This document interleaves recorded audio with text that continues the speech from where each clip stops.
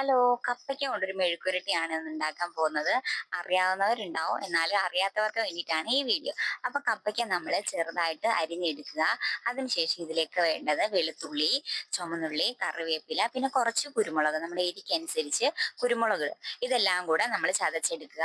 അതിനുശേഷം ചട്ടി അടുപ്പത്ത് വെച്ച് വെളിച്ചെണ്ണ ഒഴിച്ച് കടുക് പൊട്ടിക്കുക. കടുക് പൊട്ടി വന്ന ശേഷം നമുക്കിതിലേക്ക് വെളുത്തുള്ളിയും ചുമന്നുള്ളിയും എല്ലാം കൂടെ ചതച്ച് വെച്ചിട്ടില്ലേ, അത് ഇതിനകത്തോട്ട് തട്ടി നന്നായിട്ടൊന്ന് ഇളക്കി യോജിപ്പിച്ച് വഴറ്റിയെടുക്കുക. വഴന്ന് വന്ന ശേഷം നമുക്കിതിലേക്ക് പൊടികളൊക്കെ ചേർത്ത് കൊടുക്കാം. ഇതിലേക്ക് ആദ്യം ചേർക്കുന്നത് മുളക് പൊടിയാണ്. ഒത്തിരി മുളക് പൊടി വേണ്ട, ഒരു അര സ്പൂൺ മുളക് പൊടി മതി. പിന്നെ നമുക്ക് ഉപ്പിട്ട് കൊടുക്കാം. ഉപ്പും നന്നായിട്ടൊന്ന് ഇളക്കി യോജിപ്പിച്ച ശേഷം ഒന്ന് പച്ചമണം മാറി വരുമ്പോഴത്തേക്ക് നമ്മുടെ കപ്പയ്ക്കയില്ലേ, അതൊന്ന് നന്നായിട്ട് ഇളക്കി യോജിപ്പിച്ച് നന്നായിട്ട് അരപ്പെല്ലായിടത്തും ആക്കി വെച്ച ശേഷം 10 മിനിറ്റ് അടപ്പ് മൂടി വെച്ച് വേവിക്കട്ടെ. വെള്ളം ഒന്നും ഒഴിക്കണ്ട, ചെറിയ തീയിൽ വേവിച്ചെടുക്കുക. നമ്മുടെ അടിപൊളി മെഴുക്കുവരട്ടി ഇവിടെ റെഡി ആയിട്ടുണ്ട്. എല്ലാവരും ട്രൈ ചെയ്ത് നോക്കണം.